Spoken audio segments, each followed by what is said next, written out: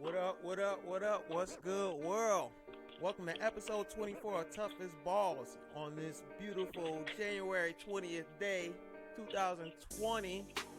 And it's Martin Luther King birthday, so happy birthday to Martin Luther King and everything he's done for civil rights in this great country that we live in. And I got my boys back with me on this day. Got the freaking Puerto Rican CEO SIZZ in the building. What up, fellas? Hey, I have a dream. I have a dream. Well, the dream. Well, let's start out. We're gonna get into the conference championships yesterday. We're gonna get into some little MLB. Got some questions about what's going on in Major League Baseball. We got a preview of a few NBA games. Off air, we mentioned the McGregor and Cowboy fight. We're gonna talk about that, and we got some entertainment stuff, man. This documentary, Aaron Hernandez, Killer Inside, the Mind of Aaron Hernandez. Everyone's talking about. So we got quite a few things. I want to talk about some movies and music, but we'll figure all that out there. So let's get right into it. Those conference championship games yesterday, man. The first game was competitive. I don't know what to say about the NFC championship game. That I actually fell asleep in the third quarter on that game, and I'm like, seriously, I fell asleep. I'm like, this game is over. This game is over. But let's get into the first game. Let's get into the AFC championship. The Titans versus the Chiefs. I feel you. I feel you. Sounds like a bitter, sour Raiders fan. Even though I picked the Chiefs to win, I wanted the Titans to come out, but man, they shut Derrick Henry down, and I thought that was impossible. Later in the game, for sure, they shut him down. Early on, he was going. He was getting going a little something, but not like he usually do. But what y'all think about that game? Jay, you go ahead first. Well, I think the real Ryan Tannehill stood up. The thing about Ryan, the thing about Ryan Tannehill is this: if you put all the pressure on him, he's gonna buckle. He's gonna fumble. He's gonna fold. He's not Mahomes. He's not Lamar Jackson or any of these guys. He can't win a game for you. He can't carry you, and so. Early on, Henry was going. He had the running game chugging along the train, but then they started stacking the box, putting 8, 9 in the box, and saying, "All right, Tannehill's got to beat us. His arm's got to beat us," and his arm just couldn't beat him. Granted, I think Tennessee, what they need, and they're really close if they keep this nucleus together. They don't have a lot of offensive weapons outside of Henry. A.J. Brown. Good young receiver, but they need to go out and get some more receivers, some more weapons, and maybe if you have some elite receivers on the outside and some speed on the outside, then Tannehill will have an opportunity. But he's not an elite quarterback. I mean, I'm happy for him. He had a solid year, but obviously the better quarterback won. Mahomes is he's on pace to be one of the greatest of all time, and it's only his second starting season, but. He is unstoppable, and yeah, he has a plethora of weapons that, similar to the Kurt Warner teams with Isaac Bruce and Holt and Marshall Faulk. But man, this Chiefs team is fun to watch, and I think they're going all the way. I think they're going the distance. What was your thoughts on that game, Randy? God, I picked Tennessee. I thought this was their year, Cinderella, team coming in. They had an unstoppable running back. But, I got to give credit where credit is due. Kansas City is a good team. They're very fast on both ends of the ball, defense and offense. And the Super Bowl is going to be a good game. It matches speed versus speed on both sides of the ball. So, they played a great game. They stopped. I give all the credit, like Jay said. He was a 7-3 as a starter in the regular season. So, and he got the team all the way to the AFC Championship. Mm-hmm. And they just ran out of gas, man. I think they ran into a better team that day. Kansas City, I hate to say it, is in the Raiders division, and you know, I can't stand them, and I can't stand the 49ers either. But I'm just glad that I hope it's a great Super Bowl. I hope everybody. I'll be down there for the Miami for the Super Bowl weekend, and we'll see what happens in the Super Bowl. Congrats to Kansas City. They won. They're the AFC champions. We'll see what happens. Well, my thing with the whole game is that, you know, you hit them hard at first, and they did the same thing that the Texans did. Came out, got them down to, you know, up double digits on the Chiefs, and freaking Mahomes, when he have time to throw the ball, like, do you see how much time he has to throw the ball? Like, it's ridiculous. It was like 5 and 6 seconds. It's ridiculous. He was dropping back, and he was going, read 1, progression 2, read 3, progression 4. Oh, I'll hit the 5th. I'll hit the fifth progression. And, you know, we have to give credit to the Chiefs' offensive line. Yeah. Offensive line. Yeah. You know, Eric Fisher is all pro, and he's one of the best tackles in football. And that line, I mean, I felt that the Titans would be able to go in there and blitz Mahomes with Vrabel, you know, dialing up that defense. Yeah. I thought that they'd be able to blitz him. I think that the Niners will give Mahomes more trouble than the Titans did with both. Oh, that Niners, and yeah. Quan, you know, who's it, Quan Alexander, and they have blitzing corners and Richard Sherman, and that's a nasty defense. It's the best defense in football this year. So, yeah, we're in for a treat. He better have his running cleats on, because that defense will get to him. He's not going to have that much time to throw against this defense. They don't run, and the Chiefs don't run the ball that much. They don't have an elite running back. I mean, imagine if they still had Kareem Hunt. Oh my God! They have, you know, it'd be scary, because Kareem Hunt is a legitimate pound it inside, take it up the middle. They're a running back by committee. Damian Williams, you know, former Miami Dolphin.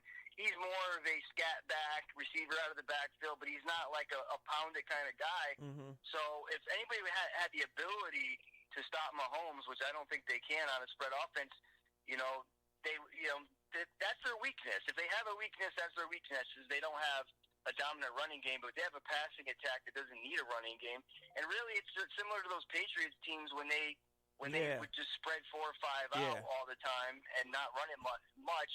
If they run it, it'd be draw plays and their screen passes were their runs. But this offense is potent and scary, and if they put up 40 or 50 in the Super Bowl against that 49ers team, then they're going to have to go down as one of the best offenses of all time.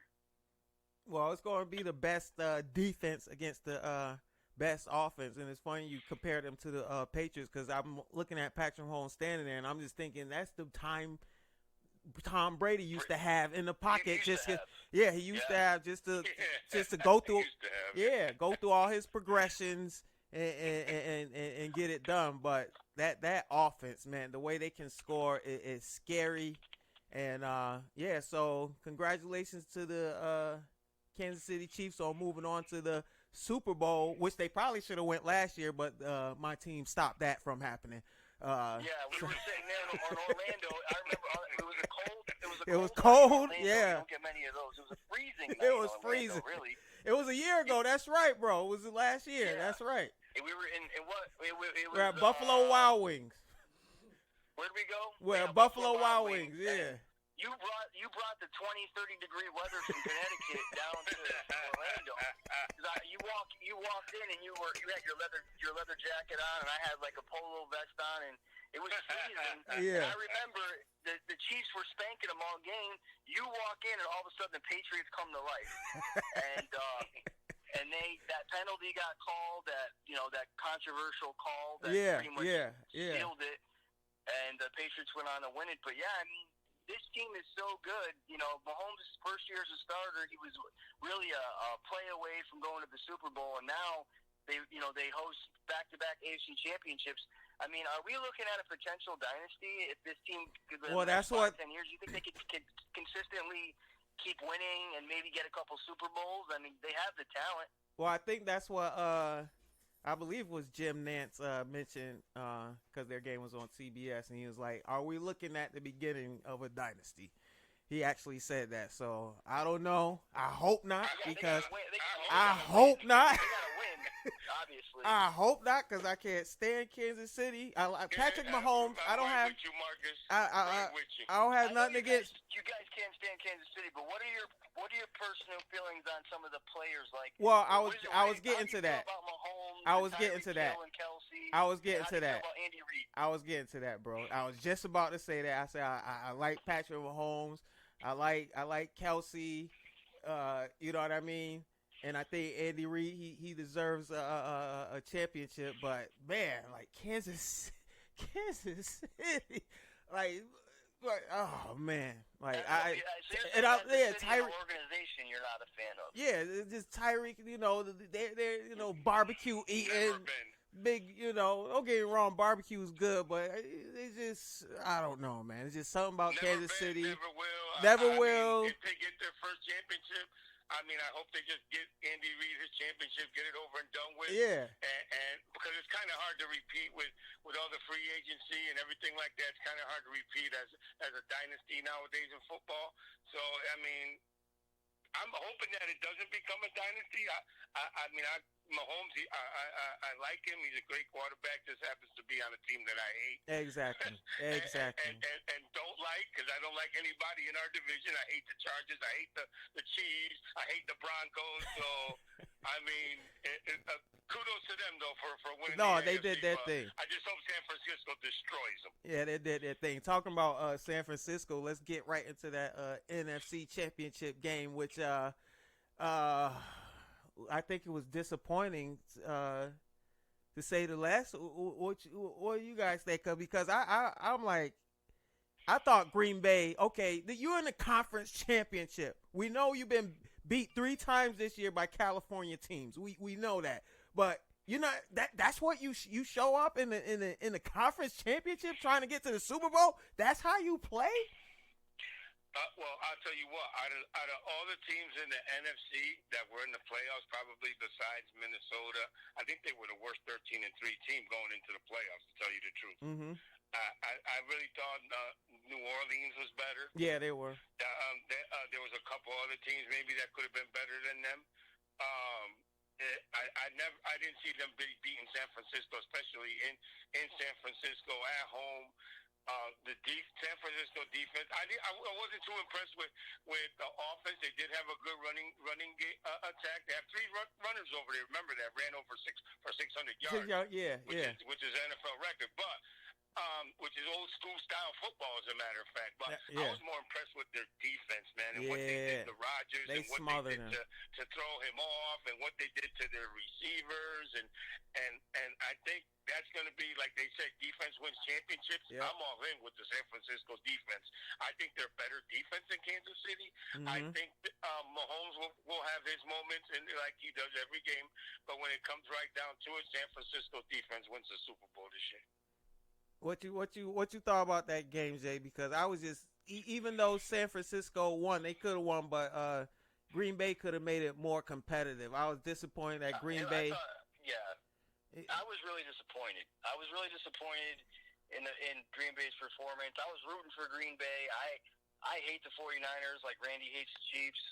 I've never liked the 49ers going back to the 90s. I hate them too, bro. I hate them too. I hate the 49ers. Marino's only Super Bowl, he lost to the 49ers, and so I hated them since I could speak. And going back to the 90s and watching them in the 80s and 90s, what they did. But I thought that if Green Bay had a lot of good weapons. Aaron Jones, I was telling you guys all year, he was the only guy who had more rushing touchdowns than him was Christian McCaffrey. Aaron Jones is a slept-on running back. Devontae Adams is an elite receiver. I thought if they came in with a better game plan, they could have won that game. But the problem is you have a rookie head coach, Matt LaFleur, and he showed his true colors as a rookie coach. He still has some. He did a great job this year, but Aaron Rodgers is a mystique, and with him, you would think that growing up a San Francisco boy, being a diehard Niners fan, every time he would play the Niners, there would be that extra motivation. He loses to beat them. But they own him. He's 0. I don't even know if he's ever beat the 49ers. He's 0. He's 0-3. He's 0-3 against them. He hasn't won a game. He's 0-3 against them. Yeah, so they own him, and I don't know if it's like some guys when they play against their favorite team growing up, like they don't want to see shell their favorite shocked. team do bad or something. He's like shell shocked. psychologically. Is he like shell shocked? You think when he plays his favorite? Well, yeah, and he was upset because he felt they should have drafted. Yeah, they should have drafted him. Over him. Yeah, they should have drafted him. Yeah. And I agree with him on that because he's way better than Alex Smith ever was. But Alex Smith is good though. Alex Smith is good. Yeah, but he's no Aaron. No, Rodgers. he's no Aaron Rodgers. You're right. And Aaron Rodgers' dream, just like Tom Brady's dream, was to play for the San Francisco 49ers. That was their team. Something in the water in the Bay Area creates great quarterbacks, but at the end of the day, he can't. Brady would probably beat the 49ers, but he can't beat the 49ers.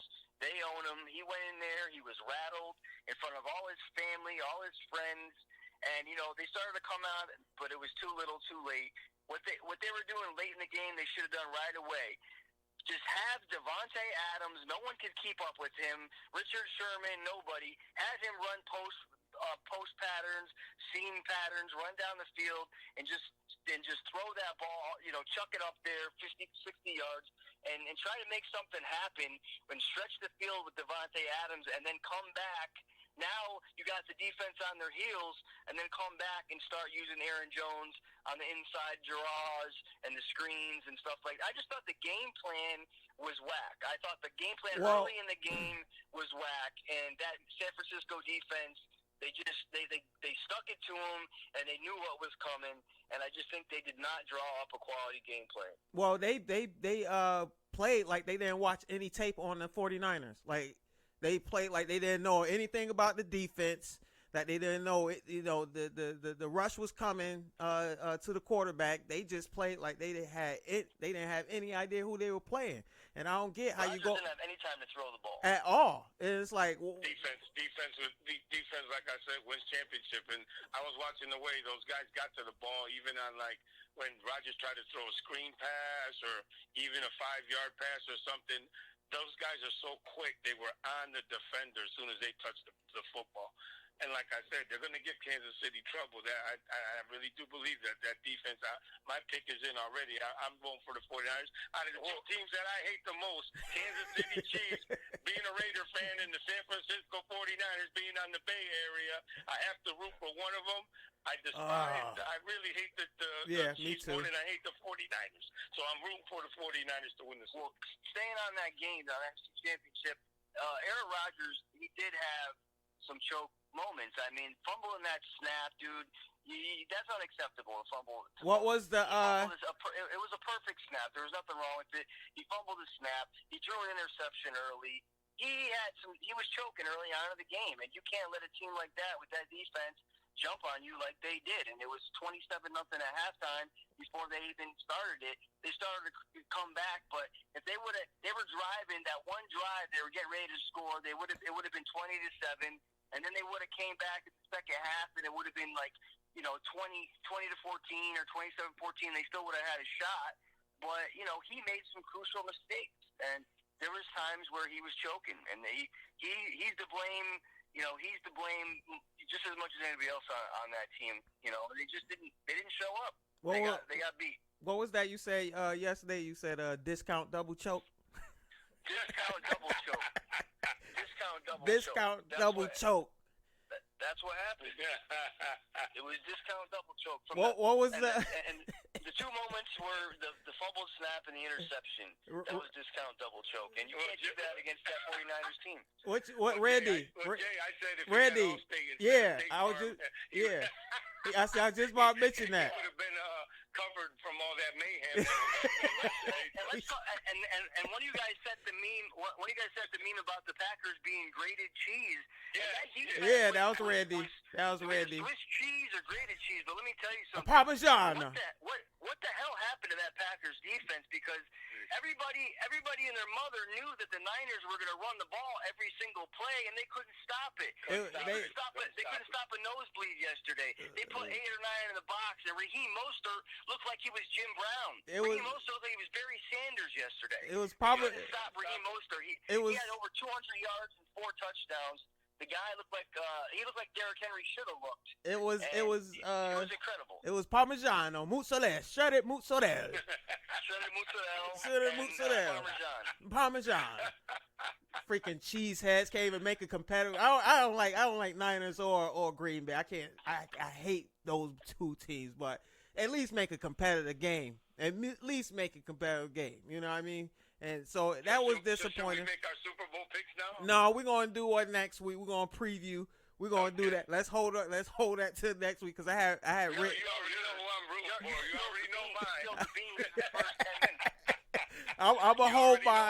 I'm a hold by till next week. But yeah, I gotta let this marinate. Cause I'm like I can't stand. I ain't changing. I gotta let this. I'm like.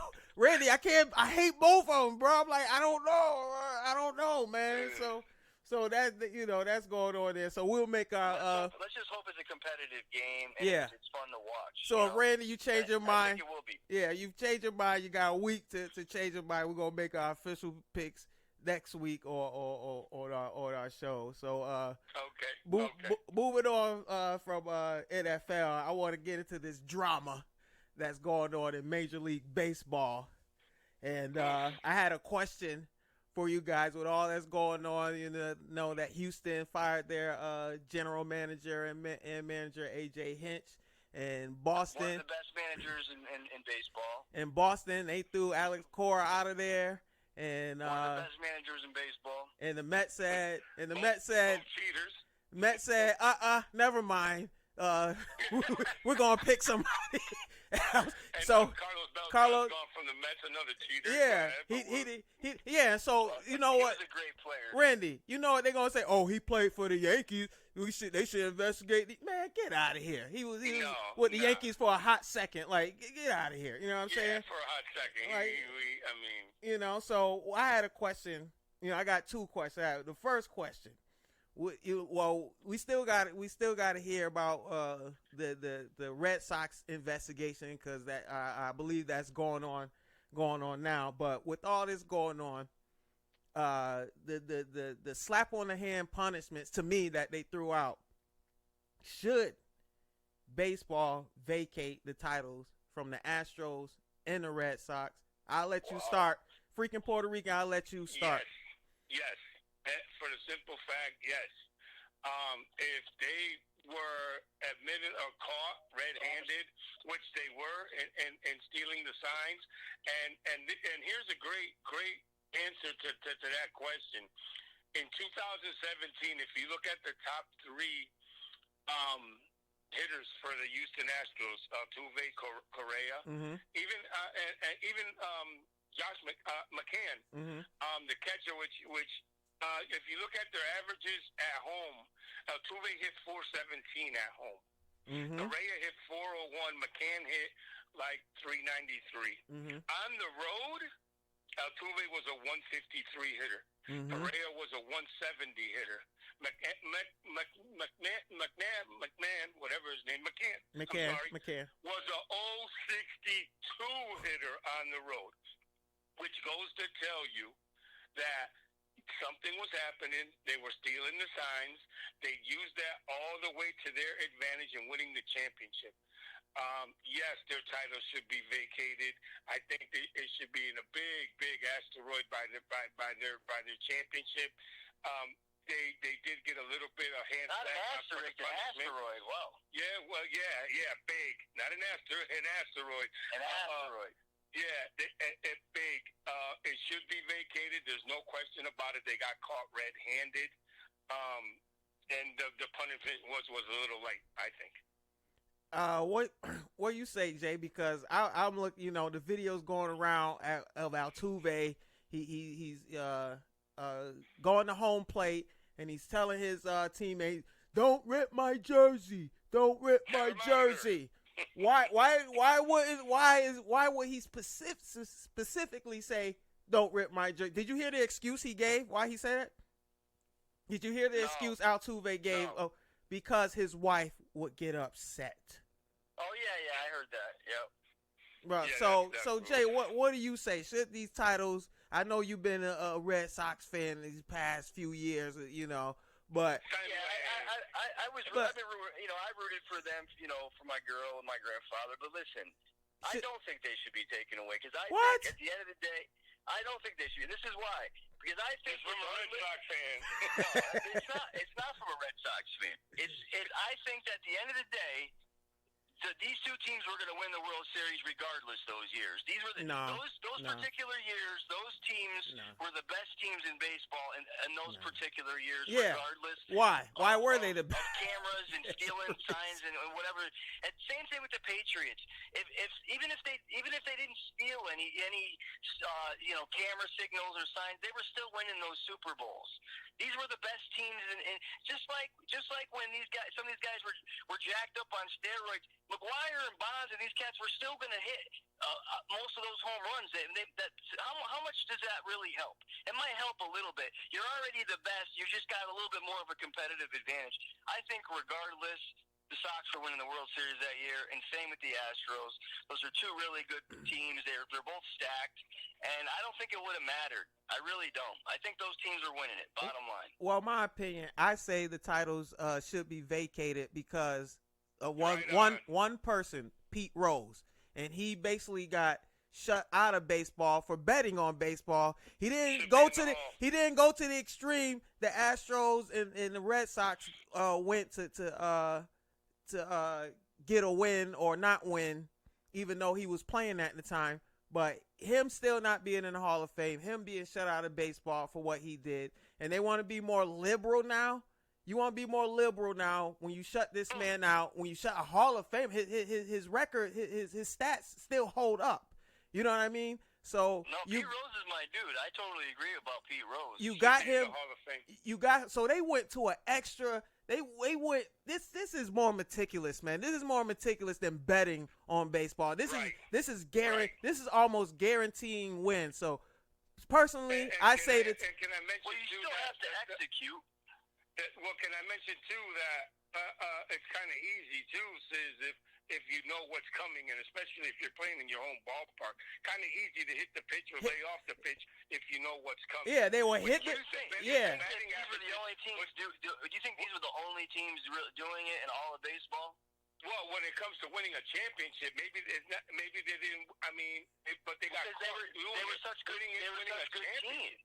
You guys know baseball though. Look at those rosters and those teams. Don't you think that those teams were gonna win it anyway? No. The Yankees had yes, exactly. Exactly. They went back home. They stole signs. Yep. They knew what pitch was coming. They win the series. It's kind of obvious. If you do something like that, they might have been good during the regular season and everything, but the point of the matter is they were stealing the signs. And when you steal the signs to have an advantage, especially if you're down 3-2 in the championship. All right, let me ask you this: if the roles were reversed and it was the Yankees doing it, what would you guys say? I'll say the same thing. I'll still say the same thing. Vacated. Yes. Because you can't be banging on garbage cans, giving signals because you know what's coming. No, I'm not going for that. Nah, and then you can tell just by the averages alone, bro, what I just mentioned. I mean, if you hit 417 at home and you hit 160 on the road, that's a big drop off. 400, that's like Ted Williams numbers. Do you think that they're even gonna even sniff the idea of vacating those titles? Are they even thinking about it? I hope they are. I hope they are. And like I said, and then what happens? Those are 2 years of baseball are just ripped from history.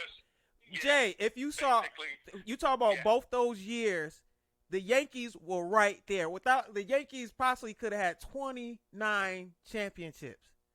Those 2 years, the Yankees were rolling. You know what I mean? Well, we don't know about the Red Sox one yet because I don't think if that's been proven now. He was just in a scandal in Houston. But if it is proven in Boston too that Cora was setting up something to get signals or steal signs, then then the championship should be vacated too. Yeah, man. So even if it was the Yankees, if they're going, if they're at home and they're banging on garbage cans and they got buzzards. If you're a Yankees fan. My opinion is we're getting ready to witness a Yankees dynasty. I believe this Yankees team right now is going to win 2 or 3 out of the next 5 or 6 World Series. I think that this team is built to be that good. I saw a picture I of hope Gary so. Sanchez the other day. He is buffed. I don't know what they're feeding him in I Santo think Domingo, just like but the 1920s, they were in the 2020s, the New York Yankees are getting ready to be on I agree, Jay. I agree. a rampage. I agree. Yeah, man. So I hope so, but You need yeah. the car? Yeah, man. So Yeah, we need the car, Jay. yeah, man. So we'll see what happened with the Red Sox investigation, what comes out for there. But Randy and I agree they should vacate the title. SIZZ say no because the teams are still good. You know, I guess it's an Makes a opinion. difference. Yeah, you know what I mean. It's an opinion. Makes a difference. Yeah. The next question in baseball before we move on baseball. With these job openings, you got the Mets, Red Sox, and Astros needing managers. Who's out there that can fill these voids? Man, I don't know. Those two names. Regardless, Hinch and Cora are two of the best on the planet when it comes to managing baseball. You guys got to give them credit for that. Those are two quality managers. I'm not giving them credit for anything. Nope. They got caught cheating. Nope. They don't get no credit from me. AJ Hinch, nope. And Cora was only a manager for 1 year, and Hinch was there for a little bit. But if the allegations are true, those are good. If the allegations are true, man, then I don't give them nothing. So you're not going to give Belichick. So you're not going to give Belichick credit either, then, even though he got caught cheating. Well, you already know how I hate the Patriots, but that's another subject. We're on baseball. Anyway, I heard that Dusty Baker has been interviewed by the Houston Astros. Yeah, Dusty They're Baker. looking Yeah. at him to take over. Which Dusty's a good manager. He was a good manager in San Francisco. Eduardo Perez. Bobby Bonds. Yeah. And the Mets are still searching. They're looking for in-house guy that's been with the organization. I tell you, a name that popped up, and believe it or not, was Mike Piazza. Former Met. Former Met to coach the Mets after Beltran stepped down. So, I mean, there's a lot of candidates out there. We'll just see what happens, who they want to pick, who they want to choose. I even heard Buck Showalter was interviewed for the Mets job also, and the Astro job. Okay, yeah. So yeah, there's a few good teams, good coaches out there that might get another shot at getting back in the major leagues. Yeah, man. What do you think, Jay? Who's out there? Because with the Mets, I heard before Carlos Beltran got the job, I heard Eduardo Perez. He was a choice too. So I don't know if they would look at him again when it comes to the Mets job. But they definitely need guys that are trustworthy, that can put trust back into these teams.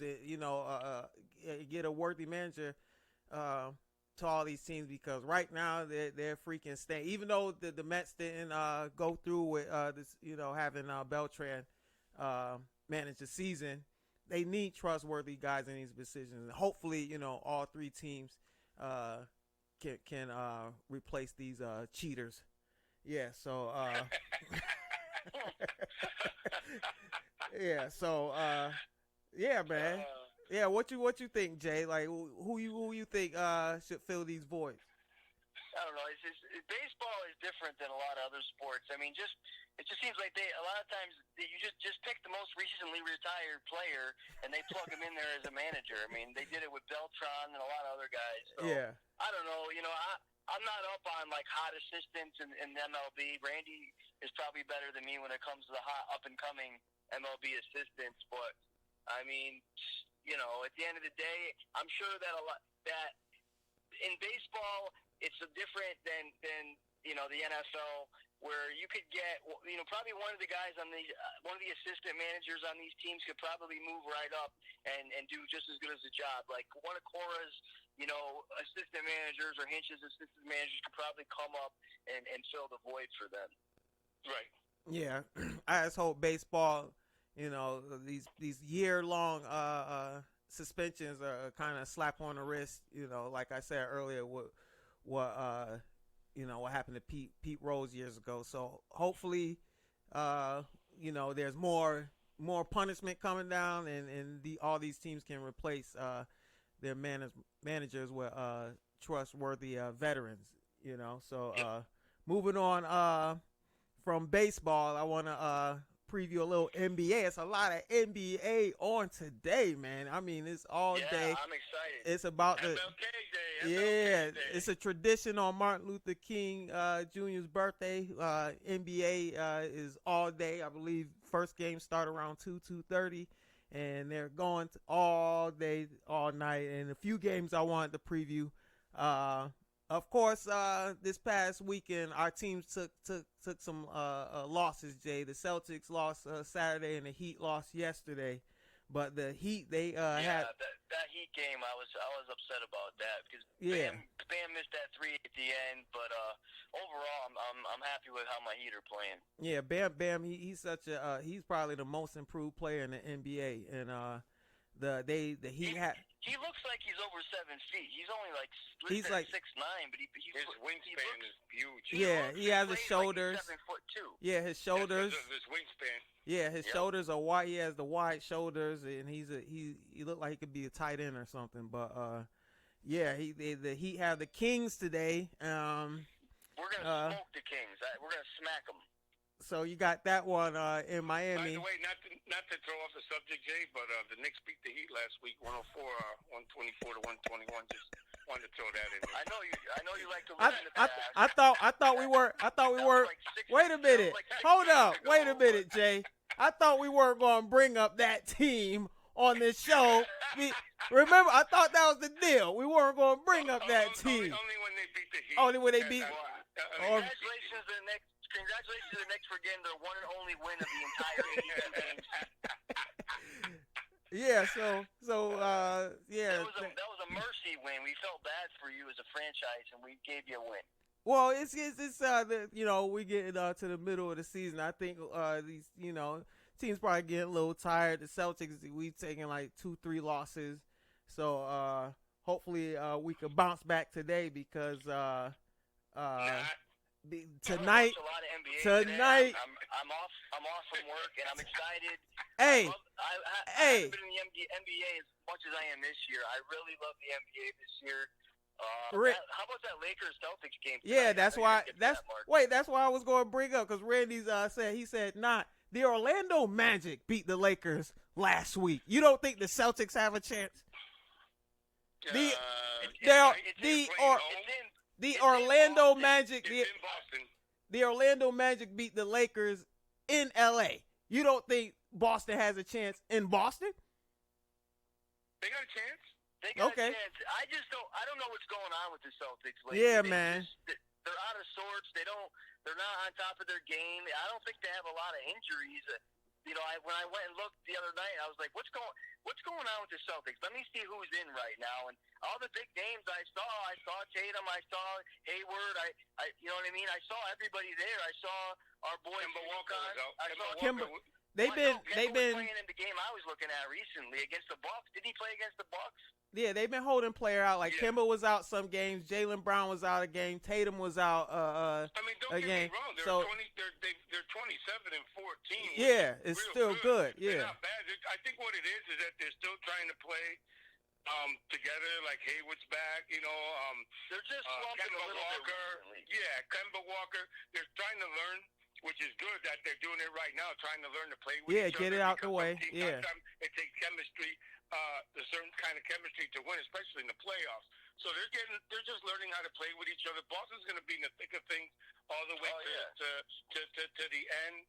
I just like the Lakers tonight. The smartest thing they did was take Kyrie Cancer Irving out of that franchise because he was just not good for that whole deal, the organization, the city, that team, and they almost went to the finals and won it that year without him.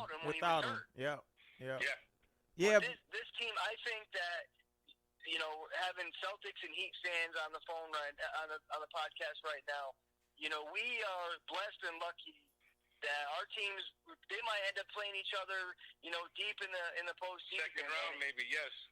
It's good to see the Celtics and the Heat, doing well. Those are two of the top 3 or 4 teams in the Eastern Conference for sure. Yeah, you got them. You got the Milwaukee Bucks. The Bucks are nasty. Indian the Sixers are there. Now, Toronto. What do you guys think about this? The Sixers are underdogs today, going into Brooklyn, I believe. They're underdogs.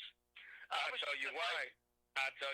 Because Philly, if you look at Philly, they're not a good road team. team. Yeah, everything's home. They're great at home. They're like 21-3. Like 20-4 at home or something like that. They have one of the best home records in the NBA. Once you get them on the road, last week they went on the road like 2 times. They lost both games, and I think one was to Indiana, and another one was to somebody else. But you get them on the road, they don't play well. They're excellent at home, and that's why they're probably playing on the road. They're going to Brooklyn, and in the NBA, out of all the leagues that you can have a home court advantage, NBA is one of them. Yeah. A lot of teams, if you look at them, their home record is way better. Even the top teams. Some of the top teams have a way better home record than they do away record. And I'm a former basketball player. I'm a former basketball player. I know I'd rather have 30,000 fans cheering for me or 17,000 than 17,000 fans going against me. Yeah. It's just the way the NBA is, and that's why Philly's an underdog today. Yeah, and they're on a 4-game winning streak right now, and they're just such a better team overall than Brooklyn.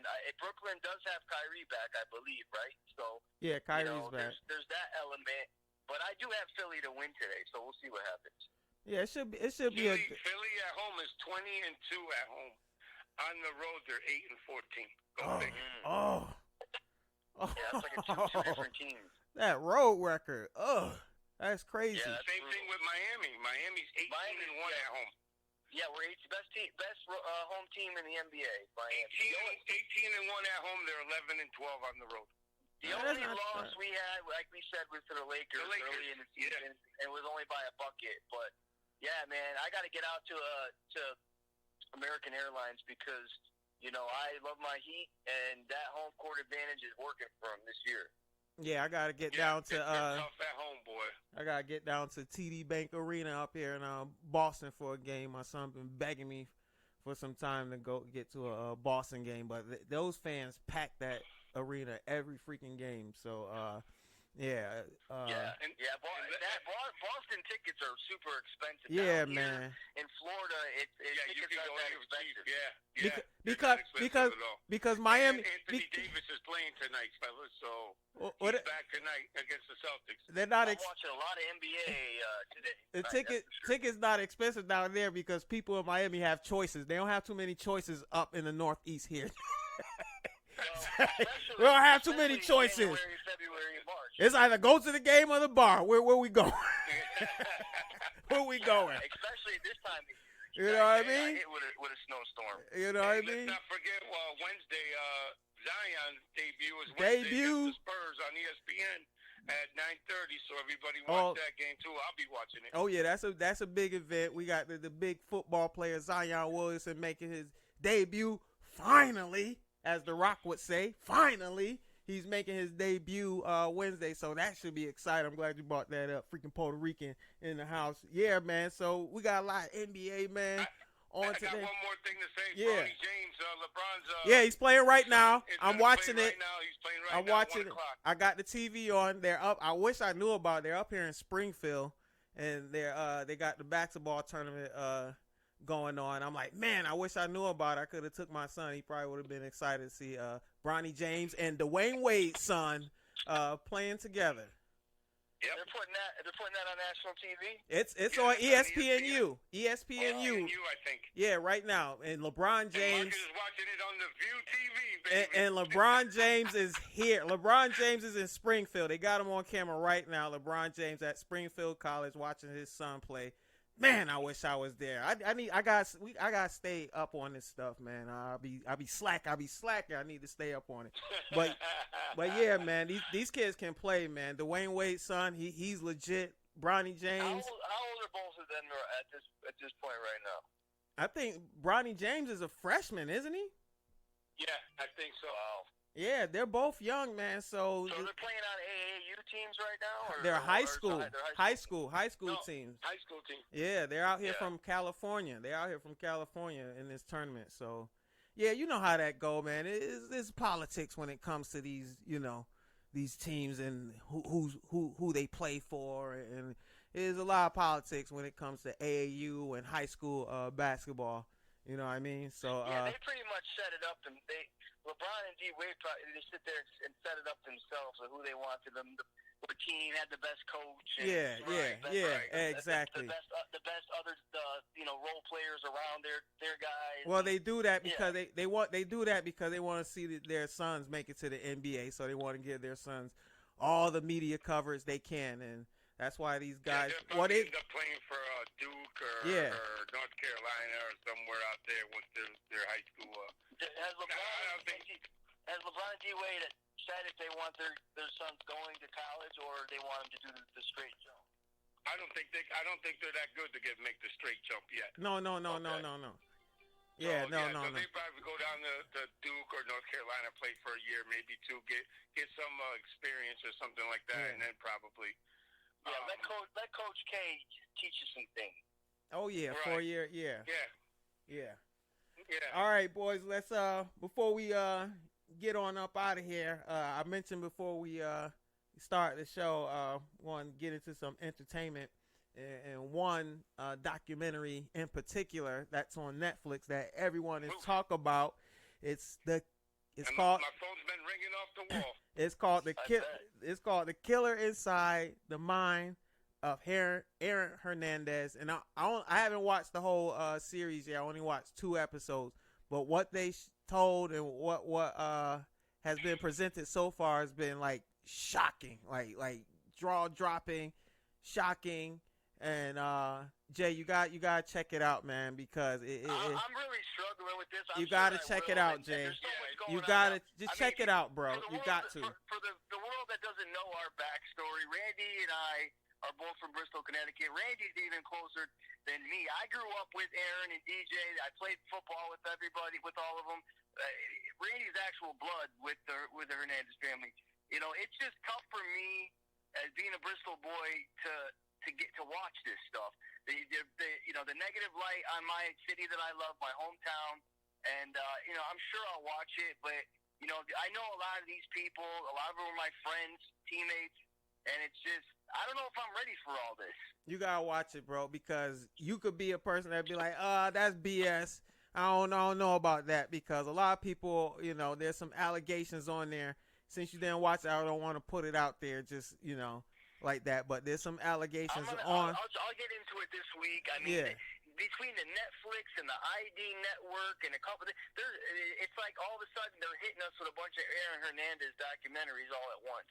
Well, not only that, but it's coming all at once too. But I mean, then you won't hear about it again for another a year, 5 years down the road. I mean, it's like I say, let the man rest in peace. You're bringing up everything out that he's dead. I watched it just for the sake to find out if everything is, what they're saying is true. You know the truth more than most. Yes, than most. Yeah, and they, as a matter of fact, they asked me a while back to be on this Netflix special and on the ID Discovery, and I turned it down both times. And my answer and reply was to them, let the man rest in peace.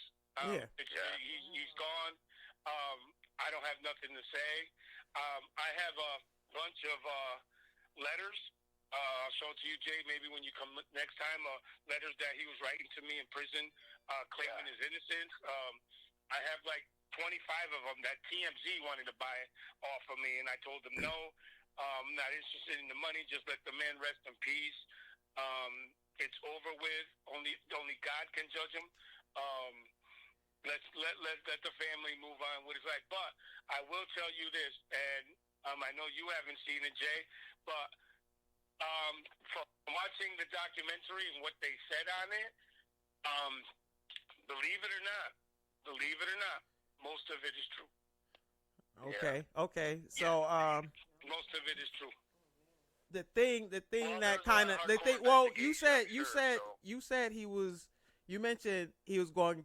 He wrote letters and he said he was going to get out. And I remember the reports were saying, "Oh my God, it's a chance he's going to get out." That was the thing. And then the next thing, he was gone. So it's like, huh? If he was so excited about getting out, like what's going on? That And seemed pretty shady. that's what I'm talking about. That's what I'm talking about. And one thing I didn't know about Aaron Hernandez, that he was all set to go to UConn to play with his brother, and then all of a sudden he switched it up and went to Florida. I had no idea about the UConn that he was going to go to UConn. Yeah, and he went to an AAU camp in University of Connecticut at the time. Esdell, the coach, saw his potential. Yep, saw his potential. He said, "Hey, listen, I want you to come play with me. Your brother's going to be here, blah, blah, blah." And then everything started spiraling down after the death of his father. Yeah, when his father died, he wanted to get out of CT and just get away from everything and everybody. And, you know, Florida was building something special with Tebow and all the talent that they had. And I saw him at plenty of parties. And when his father passed, it wasn't the same. He just wanted to get the hell out of Connecticut. He just was like, I got to get out. I got to get away. I want to go somewhere new, you know, meet new people, and showcase my talent for the Gators, who at the time, he helped create a dynasty down there in Florida. You know, so, you know, the whole thing is just crazy. It's so close to home. I love our city so much, you know. You think that, you know what the story, I believe, check this out, Roy. You know, just say it from somebody, you know, we all from Connecticut. You visit UConn in stores, then you go to Gainesville and visit University of Florida. Where you think I'm going to go? I'm going to, and where all the women at. All the girls. That's what he saw. And speaking of the letters, Marcus, I'm holding a letter right here as we speak. And this is one of the things he wrote to me. He said, "For me, cuz I'm doing great. I'm not worried about all this bull crap. I didn't do shit. So I'll be a free man. They are just trying to make me look bad. I've always they've never been able to break me at the end of the day. What is meant to be will happen. God has a plan for me, and it'll all play out in court like it should be. So, talk to you later, cuz I have millions, letters upon letters of what he wrote to me, what he said. And it's just, and I was keeping him encouraged, too, while he was in there. So, you know, trying to keep him funny, I'd send him some funny letters. He was telling me, "Man, cuz, you're funny as hell. You still, you know, humor everybody, blah, blah, blah, blah." And I'm like, well, I got to keep in an 8x11 is tough, man. You know, sitting in an 8x11, you know, cell is tough. But, you know, if you want to, you know, shed some positivity, he was on pace to be one of the greatest tight ends of all time.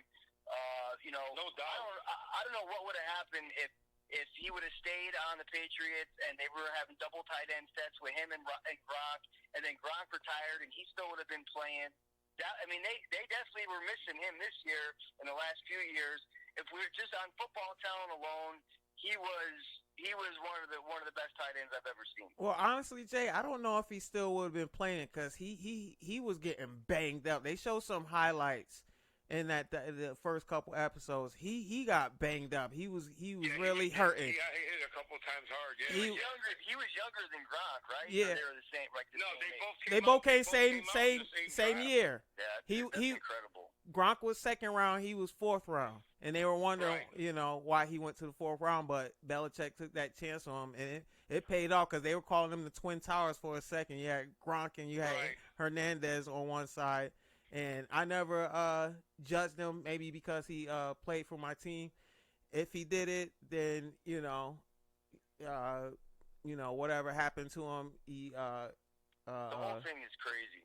Yeah, it's just, you know, if he did it, then he should be punished. But if he didn't, because it sounded like, they were talking, he was going to get out. He was going to get out, and then the next thing, he was gone. So I just want to say thank you, Randy, for sharing the letter of your cousin. And the Toughest Balls Nation and the world out there, they don't realize how we're probably closer to that situation than most of the planet because of Randy and then me on a secondary level. But you know, we are really close to that whole situation. I mean, we're right there in it. You know, so you know, I don't think a lot of people closer than TMZ was, closer than ID was, closer than Netflix was. You know, there's blood on the line, and you know, it's a tough thing, but you know, life goes on. Yeah. And one last thing I want to say about that, Marcus, I'm sure since you saw the documentary, I want to send a shout out to my cousin. May she rest in peace, on Tanya Cummings, Tanya Singleton, also Aaron's aunt, for not getting on that witness stand, and to this day, may she rest in peace for not snitching. She's a writer. She's a writer. I see she's a writer. She loved him like that was her son, and he probably needed that because his mother seemed like a piece of work. And she was, and we never liked her. We never liked her mother. Honestly, coming from some of the people, the members in her family, we never liked her.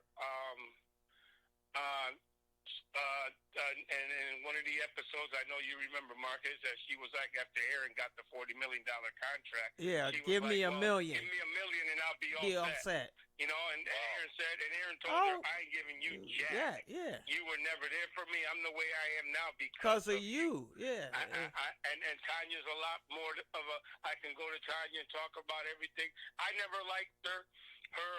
Her nickname in high school was Peanut Butter because she liked to spread herself around from what I heard. Some of the stories that came out of Bristol. That's a soundbite. Family members that told me that.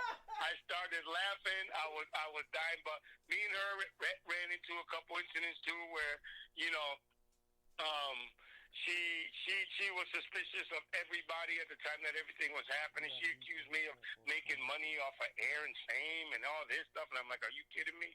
I said, I'm not in. I'm the only one sticking up for him. As a matter of fact, defending him when nobody else would.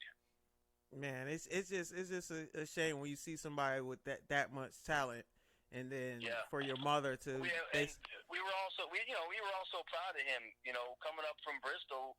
We were just because Bristol had a lot of talented athletes that were we were so there was a lot of guys that were capable of going to the leagues, and just from injuries or whatever, life happens. But you know, we have a lot of great athletes that came out of that city in the last 30 years, and he was really the golden child. He was, and he was the face that came up for our city. Dude, come on, that's Connecticut. That's Connecticut. You know he was on the highlights every time he got a catch or a touchdown. You know he was on WFSB and Channel 30, and he was all over the local. Even in college when he was at Florida. Yeah. Catching touchdowns from Tim Tebow. Yeah. Yeah, he's all over. Everybody thought Tim Washington was going to be that dude and other guy, but he was the dude. He was the one that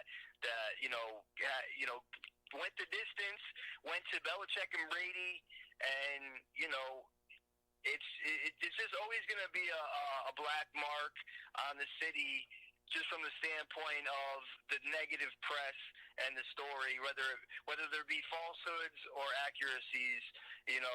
But I think honestly, I think Bristol, the type of city, and that goes for a lot of towns in Connecticut. No matter what is going on around us with bad publicity, we just keep it moving and we move on from those things. And I don't think it shines a bad light on Bristol. I just think it shines light on a certain person and his family. That's all. And that's all I think. Jay said too. There was when I was growing up, even before me, my time, and in Jay's time.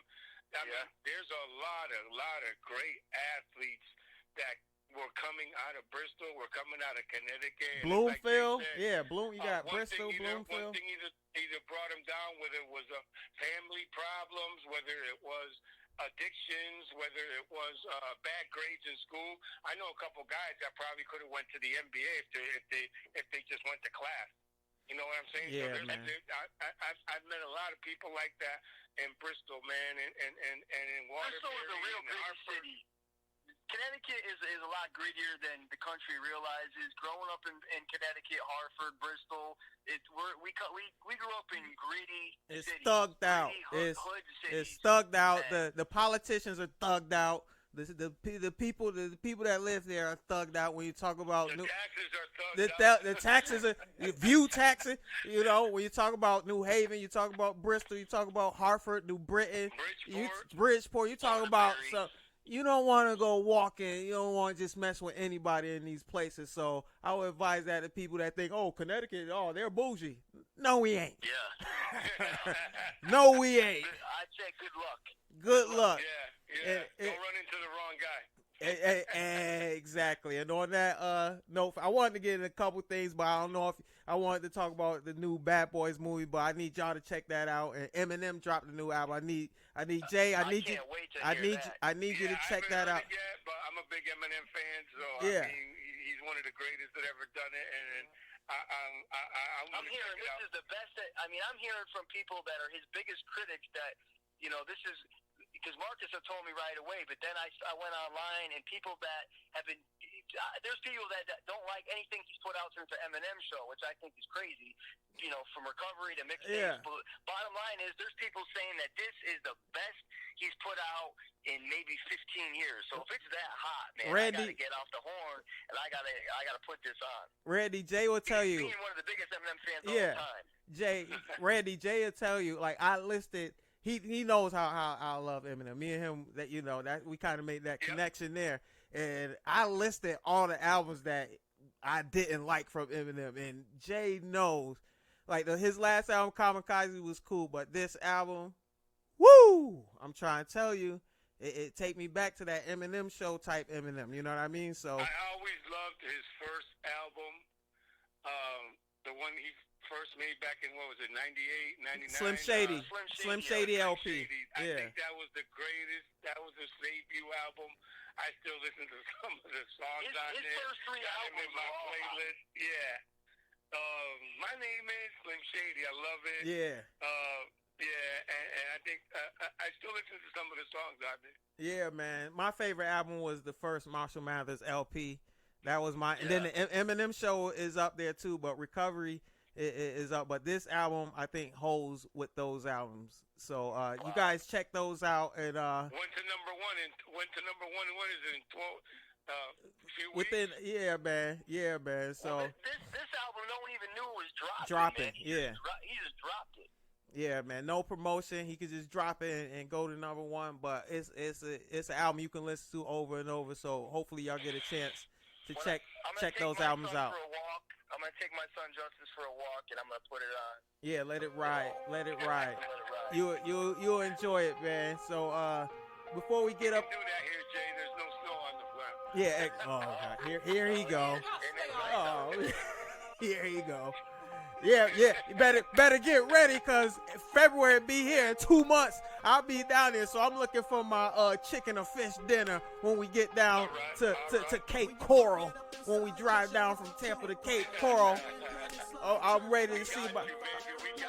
I want some coquito. I want all that, baby. I'm trying to tell you. We're gonna have some fun. Let's do it, man. Before we get up out of here, we're going to let the freaking Puerto Rican plug his stuff, man. Go ahead, man. Yeah, man. Everybody was calling me this week. They wanted to get the Conor McGregor fight. I told them we had the View TV. We had like 9 people that got the View this week. As a matter of fact, I went down to see Jay at his, down there in Fort Myers at his, at the shop. Yeah, nice. Went to DJ. I was in town doing a View TV stick over there in that area, so I went to go see my boys. But get it, it's high. Cable with everything, $40 a month. You get all your sports packages, pay-per-view events, cable, movies, documentaries, everything for $40 a month. Adult movies, everything out there. Get it? Hit me up, 239-237-8164. It'll be one of the best investments that you will make this year, believe me.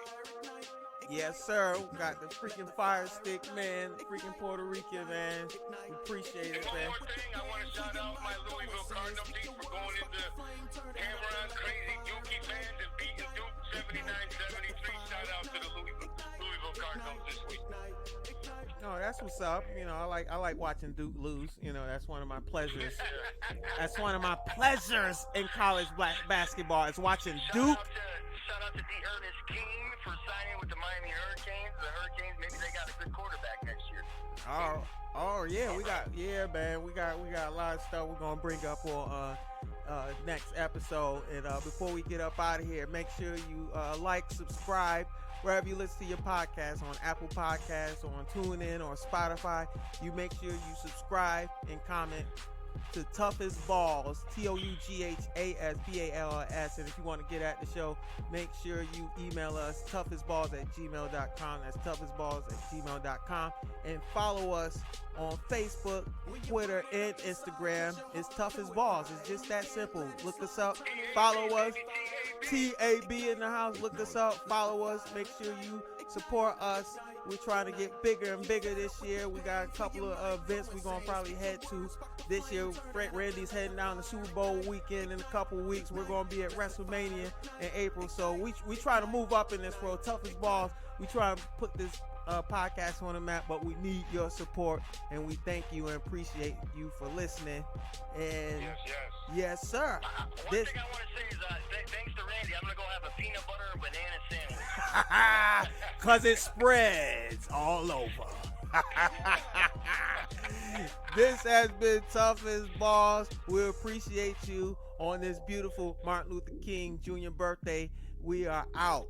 Peace.